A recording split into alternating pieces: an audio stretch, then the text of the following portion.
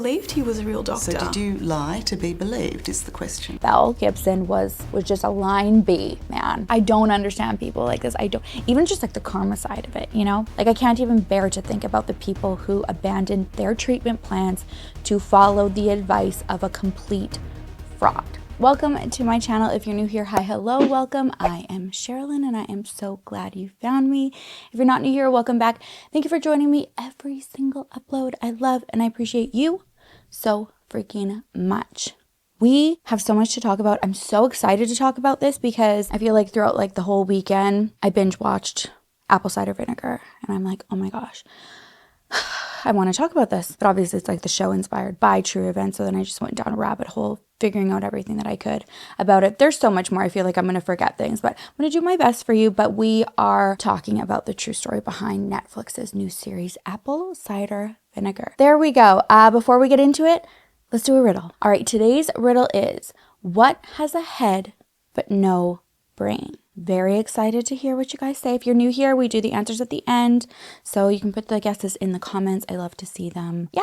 Okay, let's get started. Like I said, today we're talking about the true story behind Netflix's new series, Apple Cider Vinegar, which is inspired by the real life events surrounding the Australian wellness influencer, Belle Gibson. So we're going to go through who Belle is, how she was exposed for faking cancer, and then kind of a couple of the real people inspired. I think it's like only one, but it was like one of the main girls, Mila, that was inspired by like some of the characters in the show. And I think that this topic is so important to share because this is just a reminder of how like sick and twisted some people are, and then how they're influenced. Like we really don't know. Like we feel like we're trusting and believing people. We have a parasocial relationship with them. I have the same thing, you know, like with people online, and you get a perception of somebody. And it's crazy to like step back and think how much influence, you know, I guess influencer, true influence these people have over people. And that influence, if you are not a kind person with good intentions, can have deadly consequences. That's sadly kind of what happens here. And I'm telling you guys, at the end of this, you are not ready to find out like the latest grift that Belle has been caught in. Okay, so anyways, let's just start with who Belle is, okay? This is a loaded question though, because from what you'll come to know, Belle is in my opinion, compulsive liar. I think that's pretty evident just like by her own actions. She's provided a lot of like varying accounts of her early life. A lot of them have been disputed by friends and family that actually knew her. None of her timelines or stories are really ever consistent. We'll see that. So keep that in mind, okay? So Belle Gibson was born on October 8th, 1991 in Launceston, Tasmania, Australia, with her mom, Natalie, and her older brother, Nick. In interviews, Belle portrays her upbringing as challenging. She alleged that she was responsible for caring for her mother, who had MS and chronic fatigue, and also her brother, who she described as autistic. She stated that from a young age, she managed household chores, did the grocery shopping, went to like all of the medical appointments. However, these claims have been refuted by her family members. Her mom, Natalie, described Belle's portrayal of her childhood as a lot of rubbish. She said, "Belle never cared for me, and her brother is not autistic. She barely even did a minute's homework in her life." So shots fired. And in fact, her brother has been interviewed and he said like that's not true. They were close in their early years, but it wasn't because she was caring for him or anything. It was just that like they were so close. He said that they were stuck like glue and had a very, very strong bond. But unfortunately, as they got older, that dynamic changed. He said that it was a lot harder to get along with Belle as they got older. They drifted apart. And then on the topic of Belle's relationship with their mom, he said it was very on and off for a long time. Their relationship was not the best. And he said a lot of it had to do with, I guess, like Belle's attitude. I also kind of want to give like a little bit of grace here because I feel like teenage boys and girls, especially with relationships with their mothers, can be like very complicated. But that being said, he said that she would get like very defensive about money, especially when Natalie was not able to like give her the amount that she was wanting to go and spend somewhere. He's been quoted as saying like he did not like the way that Belle treated their mother. She was very aggressive. It even said that she was vile with her words, just wasn't a pleasant person at all. I don't think that their father was present, or maybe like they didn't see him often like in those early years. Belle's mom did marry her stepfather in June 2012, but prior to that, even her stepfather said, like, looking back on it, he understood how like times could have been hard for Nick and Belle because Natalie, like his wife, was dating a lot, and he said, you know, maybe these wouldn't be like type of people that you would want your mom to date. A lot of them like took advantage of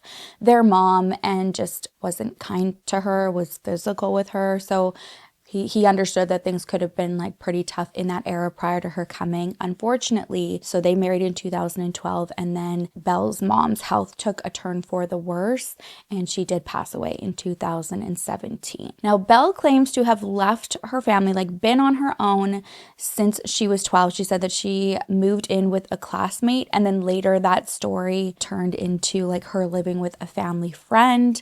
According to her brother and stepfather, though, she had moved out, and she moved in with this older man, and it wasn't far from their house. Again, everyone's just like, you know, in hindsight, looking back, probably not the best, but the dynamic at home was really not good either. From what I can tell, Belle dropped out of school in 10th grade. So again, when you look into like reports of like her childhood and her upbringing, she's said that sometimes, but then she's also claimed that she was homeschooled, which I believe like her family has also said like that's not true. She wasn't homeschooled. Like, so it's like, you know, like when those little lies and then they just like constantly add up and you're just like, what?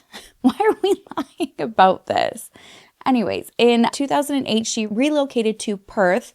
And this is where she became like very involved in, I guess, like the skateboard community. She was very active in online forums, posting pictures of herself partying, you know, very active in the chats. And it was in those forums that she started to talk about her health struggles. So starting in 2009, she went on and said that she was having multiple open heart surgeries. So a few of them were coming up, kind of like talking about the preparation of that happening and then keeping everybody updated like as that was going on, like saying that she's in the hospital pre and post surgery. She even told everybody that during one of her surgeries, she was dead for 3 minutes on the table until they brought her back to life. And a former school friend just said, like, this is like very on brand for Belle. There was always something going on. Like the dramatics was, sure, like if you're just hearing this, you want to believe it. You're like somebody who's going to lie about like having open heart surgery and like dying and stuff like that, especially at this age. She was like 17 years old, I think. But it was like always something. Either like, oh, you have really bad luck, or like you're just, is this true? Because like drama follows, or, you know, not like being like, oh, you're dramatic.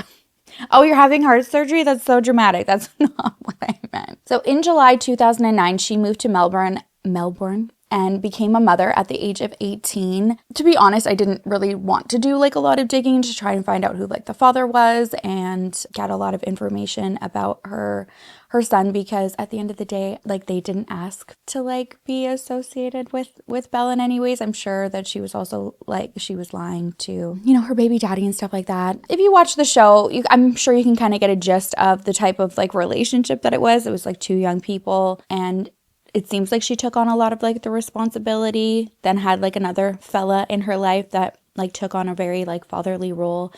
Keep in mind, like this is also dramatized for stuff. But anyways, let's just go with that, okay? Because I don't want people to like dig and like infiltrate their life and stuff like that just because Belle's Belle. Now, it was also in 2009 that she claimed she was diagnosed with a terminal brain cancer and only given months to live. From this, she started a Instagram page called healing_Belle and stated that after undergoing radiation and chemotherapy, she decided that she was just going to abandon conventional treatment and go over to like the natural remedies, including a very strict diet, alternative therapies, and holistic wellness practices. Now, this is something that is really important because we'll kind of get into this a little bit later, just like about like how she was presenting the story. Okay, so she had said that the way she found out that she had cancer was she was experiencing memory loss, problems with her vision, walking difficulties, and she said that she would take these concerns to like her doctor and just felt like she was pushed aside. And just offered like antidepressants. At one point, she said she actually suffered a stroke. And then once that happened, tests showed that she had this terminal brain cancer and only months to live. This is important because this is what people are seeing. And usually when you're sharing these types of stories, the people that you are building a community with are generally, not all the time, but generally a lot of them are going to be cancer survivors or people who, are going through treatment at that time as well and looking for hope, inspiration, somebody who understands what they're going through. Like some people who followed Belle had a very similar story, so that that did seem very believable. And then that kind of attached them even more to being like, hey, that's my story. That made me lose faith in, the doctors, being pushed aside and not taken seriously. And then she's saying at that point, she was like, I'm, done with like modern medicine. Like I'm going to heal myself. And people are like, well, since she had the same symptoms that I did, like I can do that too. A big part of it was healing with nutrition and holistic medicine, like salts, vitamins, oxygen therapy, colonics, which we'll see like also brought up in a little bit, and then just like very non-mainstream treatments. So according to her posts, this lifestyle change led to her miraculous recovery, and she cured this inoperable terminal brain cancer. So when she starts now saying like this is what she did and healed, her following just like exploded even more, because people not only are wanting to be a part of such an inspirational story and be there as this is happening and see this in real time, and like what an amazing thing that's giving people hope, especially those who are seeking like alternative health solutions, or maybe even somebody who isn't but is now going to consider it because she's saying that she's healed. From the traction that she got in 2013, she's 21 years old. Because of this, very inspirational health journey, she launched a app called The Whole Pantry. So this was a wellness app that offered basically like plant-based recipes. She gave a lot of lifestyle advice in it and also like holistic healing tips. I believe it got like 200,000 downloads in like the first month or something like that it was created. This was very impressive. It led to her getting a book deal. It also led to her getting a partnership with Apple, where it was like pre-installed on people's Apple devices, and then they were also working for it to be like pre-installed on like Apple Watches with this like whole fitness component added to it also. So back to the book deal. She's offered this book deal, gets this book deal. Apparently, it was like about $420,000 US, I think. Ugh. Something around there, okay?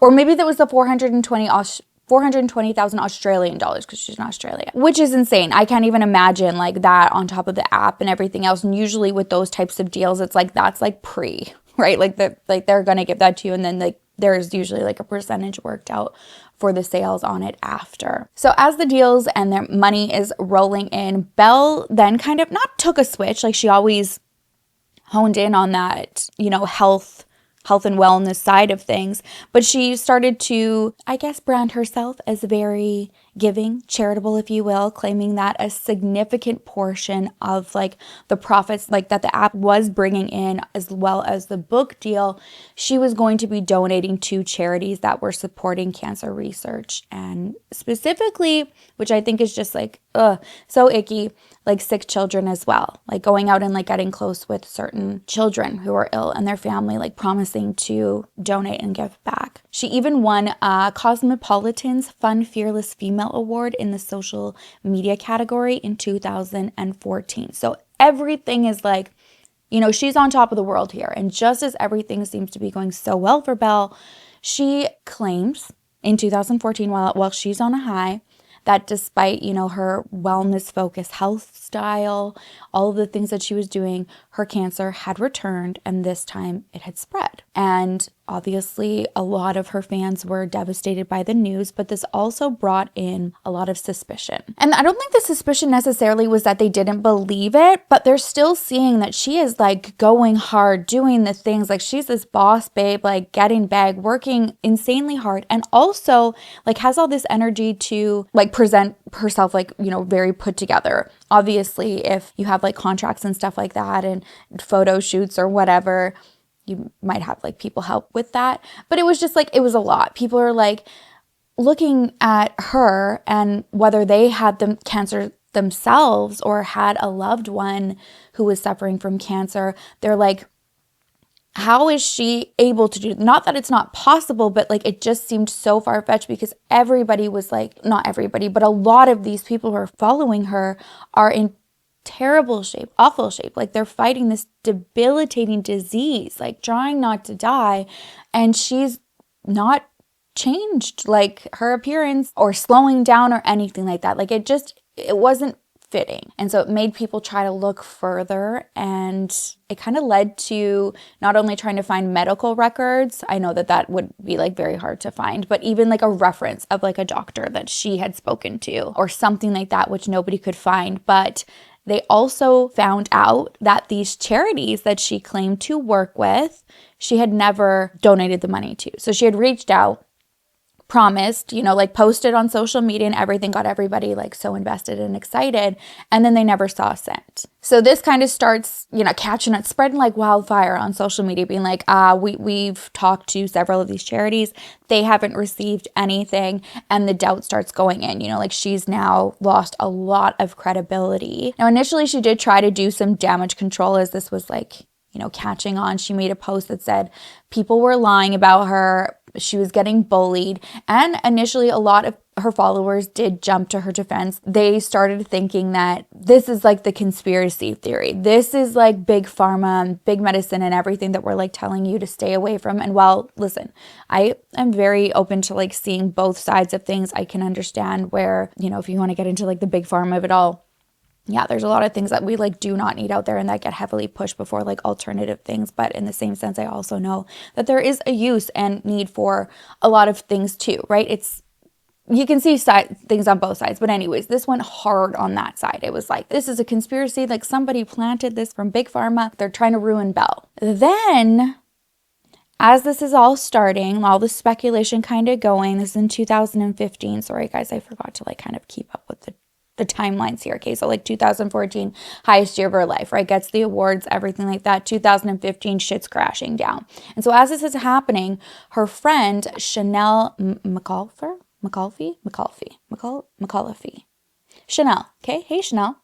We're just going to call you Chanel, Shani, if you will. She is seeing these inconsistencies and, Belle's her friend, so she approaches her and she's like, listen, what's going on? Why are people thinking this? Is this true? And Belle's like, absolutely not.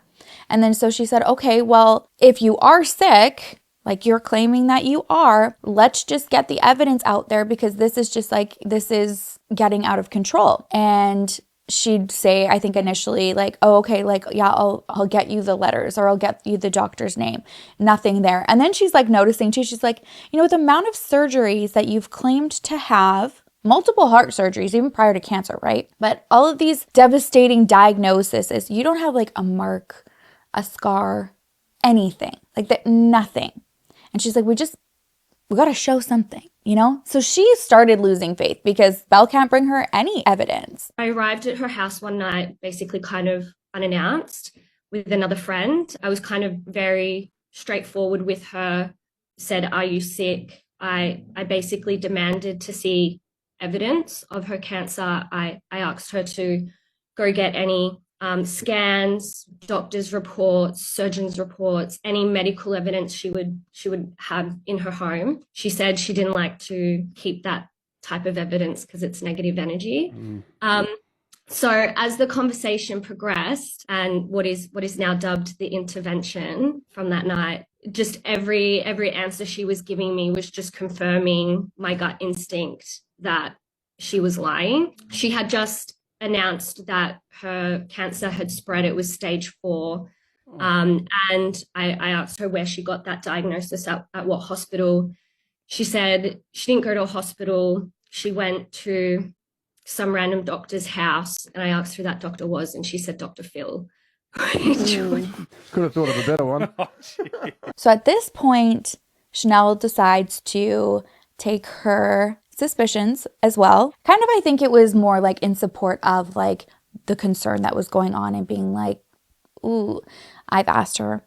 She can't tell me anything. I'm now starting to look back and things are just not adding up. And so she went to the media with this, and this led to big investigative expose to launch, and ultimately did expose that Belle Gibson was just a line B, man. So she reached out to 3 journalists with The Age. I tried to find The Age and I was able to find some, but I couldn't find like the initial article. Like I tried for the life of me, but I was able to see like the book that came from this after. So Chanel started working with journalists Esther Craven, Bo Donnelly, and Nick Toscano. And those 3 journalists ended up going out and also like reaching out to these charities and were able to like get like the facts like through, I don't know, maybe their accounts receivable or whatever, that she had not donated to any of these. So there was like in total, the promised amount of donations that she had promised was 300,000 Australian dollars, which I believe like equated to like 240,000 American at the time. And so when this expose comes out, that's kind of what it was focusing on. It was like she promised all of this. She kept the money for herself. As soon as this comes out, again, she tries to backtrack and she just says that the donations, they were accounted for, but not processed. And that, yes, they would be on her and like her team was working on it. Sure, Jan. This article, oh my gosh, I can't even imagine what this would have felt like. And I like, if for the dramatization of it, I strongly encourage watching like Apple Cider Vinegar on Netflix, because you just like see the spiraling and you're brought into that moment. And I can totally see that that was probably pretty accurate if there was actually like a camera there, because this was like the start of so many doubts, like of her integrity, and led to deeper investigations. And I find like this whole investigation side of everything like very fascinating, because that also like got those journalists looking in, and they said that they started trying to then find out like more about like the, not even like the start of her story. It felt like there wasn't a start of her story is pretty much what they said. It's like anything prior to 2013, there wasn't anything about her, like anything in her past social medias was like completely wiped out. So this was like her identity and like the only part of her story, which whatever, like I guess. But usually like if someone has social media, like you see like the different growth and changes and branding, not like an actual brand, but you know, like yourself, you are a brand essentially, like your likes and interests, everything like that, passions. But there was nothing prior to like see this evolution of how Belle even got there, right? One thing that they did find was this skateboarding forum that she used to be in, and they were, you know, taken aback because they found Belle's posts, and it's completely different than this like holistic natural foods guru that she was portraying. She was this like edgy, in her goth era, potty mouth, you know, tatted, just a different persona. Again, that's not uncommon. I feel like in order to grow, we have to like evolve and reinvent a little bit, shift our priorities, especially if they don't serve us well. But one thing that caught their attention was a post in 2009, and that's the post that she said that she's having this open heart surgery in Perth. And again, when you go back and look at some of her things, my grandfather had open heart surgery. It's a very like prominent scar that you would see, and they're like, look, there's nothing there. Are you sure? And I think she claimed to have like 3 or something like that, one like at least 2 that year. This is the same post that she told everybody that she died for 3 minutes on the table. So it wasn't just one surgery, it was like multiple. And there's nothing, right? So this kind of gave them like the fire and the confidence of being like, this girl has been lying about medical treatments since she's like at least 17 that we know of, like on this forum. And, you know, felt comfortable to publicly challenge her to be like, you don't have cancer. Like, not only did you get all of this money, not donate it, but you got it like from false intentions. Your story is not true. I don't understand people like this. I don't, even just like the karma side of it, you know? Anyways, they go full blown and they're like, prove us wrong. Like, just prove us wrong. We do not think like this woman has cancer. She's duped you all and she's pocketed all of that money. Doesn't give a crap. One thing that I've always thought about in hearing these stories, right now I'm also watching the Scamanda documentary. I think it's only coming out like 1 episode a week, because right now I can only find 2 episodes and I'm like, I need more. But I'm always like, where do they get this from? Where does this come from that you like, you've got to get it from somewhere. If this is not your experience, where is this coming from? And from this investigation, a friend of hers, like from that like skateboarding era, said that after like sitting back and then like looking at a different lens, was like, this is actually sounding like very familiar, a lot like somebody else's cancer story. And he believed that Belle got the inspiration from the death of a very well-known figure in that local skateboarding community, who had also blogged his experiences of coping with a brain tumor before, sadly, he passed away from the condition. So they believed that she had followed that and then started taking a lot of the things that he was talking about in terms of like treatment and like the way that he was feeling and stuff like that, and then made it her own. So in Apple Cider Vinegar, we see that she is doing that with like the character like Mila Blake. There is like one main person that's inspired by, but I think that it was also like pulled from this guy as well, at least how it started anyways. And as the journalists looked into that side of things, they were able to find out that yes, she had not only like seen the blog, but been in contact with him and spoken to him like about the illness. And that's when she had started like taking it on as well and being like, oh, like I was also just diagnosed with this, and like having, I don't know, like I guess a confidant. And then he learned that she was doing that with other people's stories too, and then like interweaving it all into her own. So at this point, media, journalists, they're reaching out to her like left, right, and center. People in like the cancer community, they are understandably livid. Like, we need an explanation. I get that, like, you know, like your medical history, whatever, is your personal business. But in this case, it's like kind of not. You made it everybody else's business, and now you're lying. And a lot of people had so much faith and trust in you, in something that could be, you know, unconventional and dangerous. Like, how do you explain yourself? So she did start to do interviews to try and clear her name. And this is where you see, like, as each interview, I believe she did 2 or 3, where she slowly starts to, again,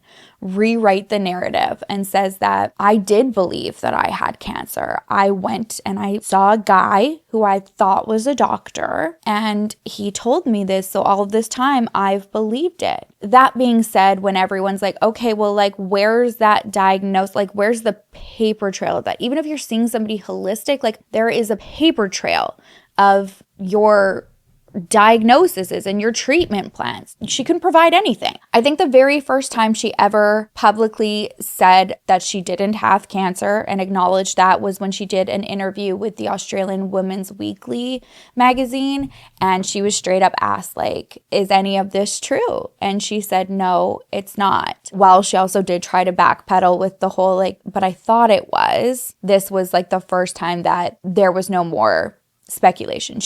Any supporters that she had being like, well, you know, it could have been a doctor. They could have said that and misdiagnosed. Like, there was no more. It was like, no, stop, Belle. After this interview, I think she really thought that now this could be like her new grift. She could sway people and get them on her side of being like, this was everything I know, and like how scary this has been for me, because like, you know, I've been going on with my life, believing this. It's like, I think she said, like, it's like somebody telling me, you know, like, I'm blonde and tall and I've got hazel eyes, but really, like, I'm a brunette and short and I have blue eyes, but that's what I lived like with my whole entire life.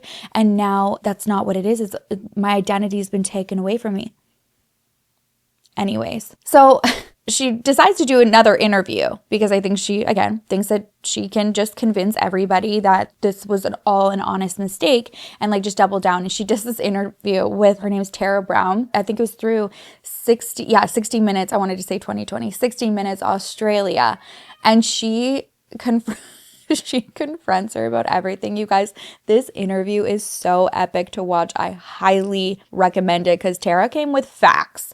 And everything that Belle said, she's just like, that's not true. She's like, Belle, please. Belle, please. She reminds me of like Josh Mankiewicz, my favorite. Oh my God, meeting Josh at CrimeCon was like the highlight of my life. Anyways, I love when Josh doesn't believe somebody and his face is like, it's like, really? That was like Tara. She's just like not having it. You guys, you gotta watch it. I'll show a couple clips to you guys just so you can get a taste of it. But like some really notable moments was when she again, straight up asks if she had ever been diagnosed with cancer. And Belle just like can't even say it again. Like she's going on the path of the like misdiagnosed, which she's able to like prove like that's not what you like implied here though. Like from the start of your story, like going back at the beginning, it just doesn't make sense. The way that you're saying you were diagnosed at that time, you're explaining it that it was like with a full doctor team at the hospital. Now you're saying that it was at your house and it was this guy who is called like Mark John or something. I don't know. When we put the clip in, you'll see what it is. None of it made sense. And Tara was just not having any of it. She says in 2009 she met a man called Mark Johns who told her he was an immunologist and neurologist, though no record of him exists. You said a doctor gave you this terrible prognosis in his office. Now you've just admitted that you didn't say it was at your home and it wasn't with a real doctor because you thought people would be disappointed in you. No, I believed he was a real doctor. So did you lie to be believed is the question. I didn't see him in his doctor's office in Perth. You didn't see him in his doctor's office ever because he doesn't have an office, does he? No. You're 23, right? Well, actually, how old are you? I've always been raised as being currently a 26-year-old. How old are you? Well, I live knowing, as I've always known, that I would be 26. Okay, Belle.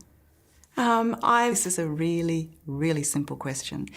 How old are you? I believe that I'm 26. And? I have two birth certificates and I've had my name changed 4 times. Throughout that entire interview, there is not one part that she takes any responsibility for people that she hurt. She just like skirts around with her answers and just tries to put it back to the I thought I was dying. Like I did this because I was scared narrative. Not surprising, the interview did not go well, like not while she was doing it, or was it well received by the public? And that wasn't just because of the lack of remorse that she had and the failure to take any accountability, but it also was because it was found out that she was apparently paid $45,000 US for that interview, which obviously pissed everybody off because she's a fraudster. So now they're like, you lied. You got all of this money from people who were donating to you, believing that you were going to be giving profits to other charities. Didn't happen. And now you're getting paid to talk about the lie? What? Like, it doesn't make sense. I understand why everybody was livid. This 60-minute interview, I think, was like the last major like public statement that she ever made about this prior to her court case. So she was sued. And 2 years after she admitted that she faked everything, she was fined around 410,000 Australian dollars. And that was because she was found guilty of misleading and deceptive conduct. Yeah. Still bothers me that she should have had to pay back the freaking interview money as well. But anyways, the judge also, while like, you know, saying what her fine and like punishment was going to be, did not mince any words. Like, Tara wasn't a fan. He said that it was her relentless obsession with herself that caused this and that she just serves her own best interests. So mic drop on that one, because yeah, I personally feel, this is just my opinion, I'm not a judge or anything like that or a professional in any way, we know this, but I do believe that there should have been some psychiatric evaluation and like treatments that were also part of that, because this level of lies and deceit, they have deadly consequences. And I'm not saying that to be dramatic, they literally do. When somebody is getting a diagnosis like cancer, especially terminal cancer, like that will to live and that desperation is so strong. And like I said, like people are seeking out answers. They're seeking out hope. They want to find that person, you know, this miracle that beat everything against the odds. So when you see somebody like Belle Gibson, who looks so healthy, she's thriving, she's got this amazing business, a huge like influencer community or platform, I guess. And she's telling people that she overcame the odds through diet and is encouraging everybody else to do the same. That is so dangerous. Like, that thought actually terrifies me to think. Like, I can't even bear to think about the people who abandoned their treatment plans to follow the advice of a complete fraud. You know, people were literally messaging her on her Instagram asking for recommendations, and she would just like comment back with like her recommended recipe or like try these vitamins. And I came across a woman on TikTok. Her name is Bella Johnson. She's a cancer survivor who did get caught up in Belle's lies and admits that there was a point when she's seeing Belle, like where she wanted to stop her own treatment after reading like her story and how she did this with like natural remedies. Why am I in a documentary airing in the UK about the cancer fraud Belle Gibson? This is only one tangent in this very complicated story. So while all this was going on, my beautiful Auntie Jen had also been diagnosed with a secondary cancer. All the while, Belle Gibson was releasing her book and her app, claiming that she had cured her terminal cancer and profiting off this said cancer cure. I can't even begin to explain how insane I felt all the fucking time looking at her feed. Like, why was I so ugly? Why was I so tired? And why was my Auntie Jen, who was the healthiest woman I'd ever met in my life, why was she yellow and on dialysis while Belle Gibson, who had the same cancer apparently, was in fucking Bali on a holiday? And I took that all on personally because I felt it was because I had chosen conventional medicine that all these bad things were happening to me. I guess there was kind of that ideology that it's the medicine that makes you look sick. And she's got cancer, but she looks so good because she fuels her body with this amazing food. And I look like shit because I went down the modern medicine route. The logical part of my brain is like, of course she did not have fucking cancer. But at the time, I was so desperate to know that there was a cancer cure and it was only green juice.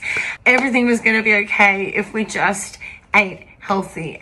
And I was desperate. My family was desperate. And that's what she preyed upon, was people's desperation. Like, we just wanted to live. Throughout that year, I developed a bit of an online friendship with Belle Gibson. If you asked her today, I bet she probably doesn't even remember me, but I remember every interaction we ever had. Apparently seaweed and apricot kernels and whatever else, lentils, cures cancer this week.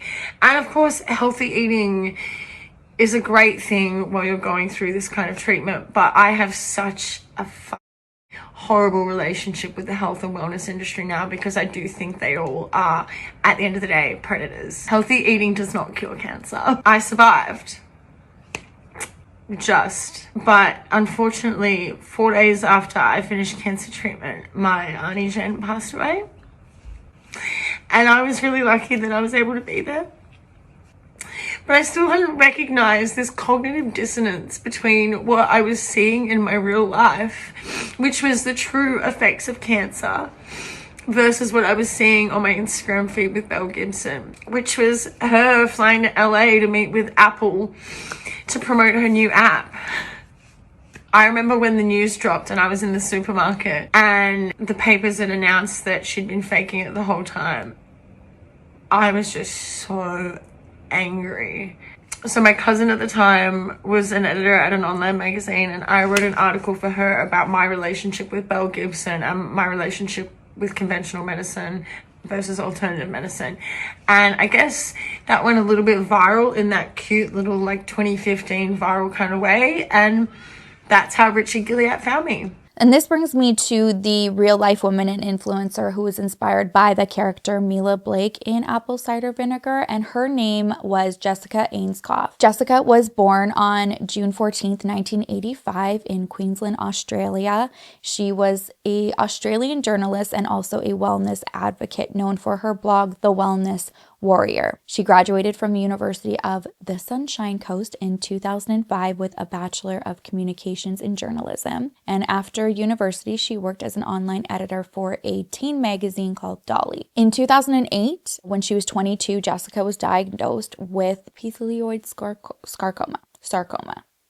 sarcoma. It's a rare form of soft tissue cancer. And initially, she underwent this isolated limb perfusion chemotherapy treatment. And I guess this delivers high dose chemotherapy directly to like the affected limb and area without like running all of the toxins through your entire body. And this led to temporary remission for Jessica. Simultaneously, that it's important to know that at the same time, she's also seeking alternative treatments, specifically the Gerson therapy.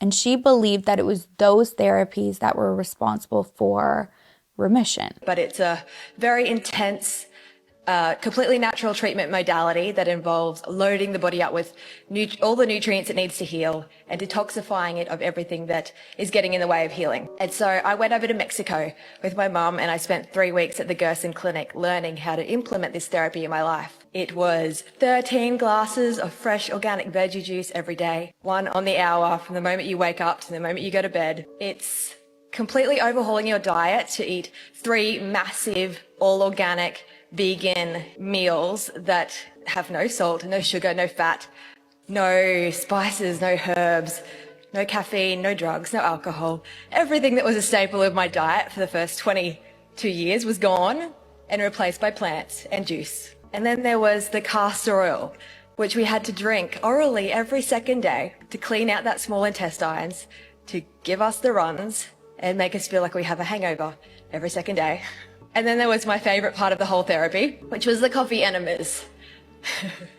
And putting 5 buckets of coffee up my bottom every single day. It seriously is the best part. You get 30 minutes alone to yourself in the bathroom 5 times a day. It's great. And I did all of this religiously for 2 whole years, dedicated every waking hour to saving my own life. And I did this because very early on in my journey, I called up one of the counselors at the Gawler Foundation, and I was really probing her about Ian's story and how he did it. And the one thing that she said to me that really stuck with me through all of it was that everything that you do needs to be to heal your body. Every single thing, every act that you take, it needs to be in the act of healing your body. Be radically kind to yourselves. Be brave enough to follow your intuition, even when it's really, really scary. And always, always, always be really well. Thank you so much for hearing me speak. And thank you so much to Ian. Now, the Gerson therapy is an alternative cancer treatment that was developed by Dr. Max Green, who is a German physician in the early 20th century, and it's based on the idea that diet, detoxification, and nutrient supplementation can heal the body and reverse chronic disease, including cancer. However, the therapy is widely regarded as pseudoscience by the medical community due to the lack of credible scientific evidence supporting its effectiveness. Okay? Again, like I said, I feel like there can be benefits of multiple things here. All right. I do think that like diet and your health and what you're putting into your body can be very, very important, but to only like believe that, I do think is dangerous. So some of the key components of this Gerson therapy is very strict plant-based diet, large amounts of like juicing. So I think they say like 13 glasses of juices a day. All of your meals are mainly just raw or cooked vegetables, grains, and fruit. Obviously, no like processed food, salt, sugars. And another big thing, coffee enemas, which is, controversial because there's, like inserting anything up there, especially without like direct like supervision because a lot of these people will just like do it themselves. Like it can be dangerous. One of the big things that can also like happen from frequent enemas, which with this therapy, they highly suggest like multiple times a day. I think I even read it was like 5 times a day to like do this and like flush out the toxins and stuff like that. However, you're completely like messing with like your electrolytes and dehydration. You can also get infections like if anything is done wrong or like you affect the lining. There's a lot to consider and look into with this, okay? Like Belle, Jessica also chronicled her journey through her blog. She also got a very large following and was kind of given like the moniker the wellness warrior. She also wrote a book called Make Peace with Your Plate. It was published in 2013, and she became like a very prominent figure in the wellness community. Again, people loved her story, loved, I guess, like watching the miracle happen, right? Everybody wants to be involved in something like that, like with this happy outcome. Sadly, though, her cancer did return in 2009, and doctors advised her that the only curative option was a 4/4 amputation, which would involve moving her left arm and then a part of her shoulder as well. And instead of going with the amputation, she went back to follow the Gerson therapy, believing that it would heal her naturally. And this is why I think this is so important to like see both sides, because we know that she had done the initial like localized, I guess, like chemotherapy in conjunction with doing natural. And so even though like she was still doing the natural, it came back. And maybe just because of the way that like she just had such a strong belief in being able to be like, oh, I'm just going to go harder, like I'm going to be able to get rid of this again, she wasn't factoring in the fact that there was also, you know, like modern medicine that seemed to, or, you know, did contribute to that remission. Unfortunately, this time, by just completely going to like the Gerson therapy, her cancer progressed over the years. So she is still focusing on that therapy, thinking that she's healing herself. Like every day, this, you know, she's healing it, but not following up with like scans and stuff like that to see if that's actually happening. So while she's publicly maintaining that she is doing great and she's treating it, you know, behind the scenes, like within her body, she's getting worse. By 2014, it got so bad that she did try to seek radiation therapy to just like manage everything that was going on. But by then it was too late, and she passed away February 26, 2015. She was only 29 years old. And this is just so sad because, you know, her doctors, they strongly believe that, you know, going with the amputation would have given her a long life. She had a long-term boyfriend who supported her, and, you know, possibly they could have had a long life together. I did check on him, and, you know, he's married now. And I mean, that's great, right? You know, we don't know what would happen anyways, but just like kind of like putting all of that into context and like really like sitting with that just breaks my heart. What breaks my heart even more is that one of her biggest supporters was her mother, Sharon Ainscough, who was sadly diagnosed after Jessica's initial one and like had seen her go through like the therapies and stuff. She was diagnosed with breast cancer in 2011, and she also chose to follow this Gerson therapy, and she passed away in 2013. So in terms of Belle, the latest reports were that she had become a part of the Oromo ethnic group in Melbourne. She tried to insert herself into the Ethiopian community, named herself Sabantu. Hiya, today we met in Melbourne, Australia. Our diaspora community, Oromo community of Australia, met to discuss the current situation of Ethiopia, specifically Oromia. There was a video that surfaced of her dressed in Ethiopian attire, speaking about her part within the Ethiopian community. Alhamdulillah for the Gada system, yeah? She pops up and she's been going to meetings and calling herself Sabantu. Makanke Sabantu.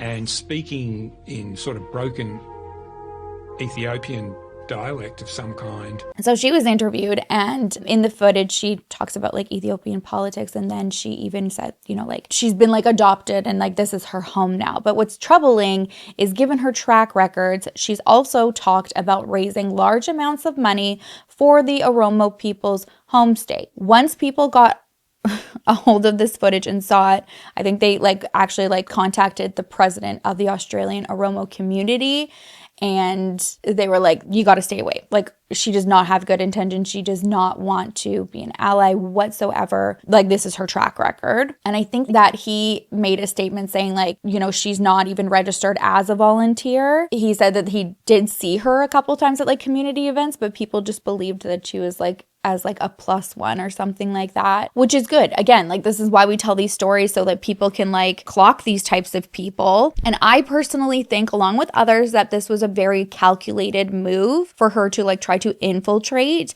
and like raise money and once again act like she was doing good, because in June 2019, almost 2 years after she was ordered to pay the fines, Belle had like a court hearing, and because she had it, and she says that I'm not in a position to pay the $410,000 fine at this stage. Then by December 2019, the Consumer Affairs in Victoria, they issued a warrant of seizure or sale against like her property. On January 22nd, 2020, the sheriff executed this seize and sell warrant on her home. And then January 23rd, 2020, so the next day, that's when the Daily Mail reveals that Belle has been like adopted by this Ethiopian group and that she's, you know, all of a sudden wanting to do fundraising. Like, how convenient, which obviously makes you wonder what her intentions were with this money that she's saying working like so hard to raise to like rebuild their community was gonna go to.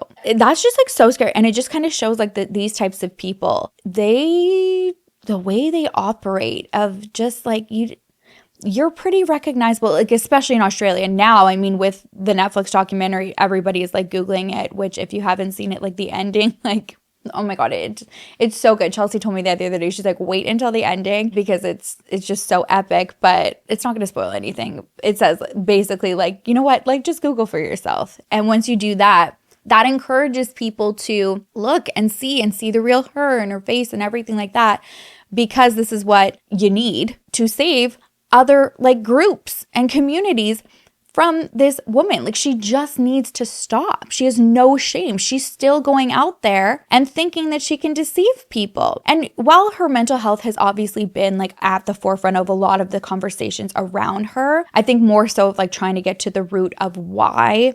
Her stepfather has even said, you know, like looking back, I think she's just like a very sad and depressed person. And he's like, there's no winners here. She's hurt a lot of people, but then it's also hurt her as well. While that is true, it's like that can't be an excuse. We've talked about this so much on this channel as somebody who has gone through lots of mental health like episodes and ups and downs in my life. Like, that's not enough. It's not like you don't just be like, you know what though? Like, she gets a pass because like it's her mental health. No, like your actions directly affect people's lives, literally. And you're just like still out there. I think her friend Chanel, like when she was like recently interviewed, like she said, like it is wrong. Like, she's just out there living her life. There really haven't been a lot of repercussions or consequences. I think that the sheriff was able to like recoup some of the money from like doing this like seizure of her home.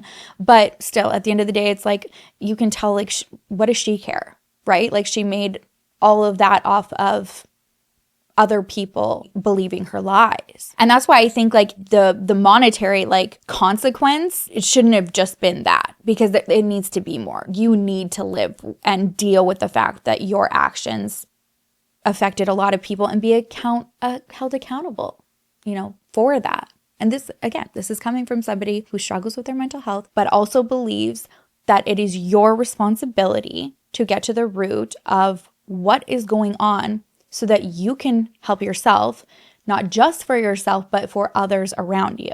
And again, not even just your family and friends, but like people who you have influence over, especially if you have a platform. Like, your actions have major impacts on other people's lives. And it's just so selfish and irresponsible to like do nothing to like make yourself better and then just like think that you can just like keep infiltrating other people's groups and just like preying on vulnerability. So that's where I stand with this. I just think, yeah, there's no excuse. There really couldn't be. And if that would be like the new sob story, like, baby girl, you're preaching to the choir, like just get some help, you know? But anyways, like I said at the beginning, I just think that these cases are so important to highlight because it just shows you like the dangers of misinformation, especially within like the wellness industry, and just like your need for, you know, a little bit of skepticism when influencers make like extraordinary, not just like claims in general, obviously that as well, but also health claims. I don't know. We gotta kind of like see both sides, right? Look into things. And it's okay to question. Like, it's okay to question. I feel so terrible for anybody who's been impacted by people like this. But at the end of the day, I also am happy that the people who are affected are and still here. Again, like, that's like actually like so eerie to think about, because there are survivors who were influenced by her and are thankfully still here and able to speak for those who aren't and are having their stories told. So yeah, go follow Bella Johnson on TikTok. And I'm sure like through Bella, you'll probably be able to find a lot more people who are around that time, like directly seeing like in real time the information that Belle was giving, and probably knows like a lot of people who also almost considered like doing the same thing that she did of just like abandoning her treatment plan and everything. But anyways, also keep holding people responsible and accountable, like Belle, because at the end of the day, like there's no sugarcoating it. Like this is just like an evil con woman. And I don't understand how people like this can sleep at night. So I have no problem talking about stories like this and like showing her face to just like remind people, and, you know, like maybe remind her if she were ever to come across something like this, like go get help. Just go do it. It's going to be okay. You need it.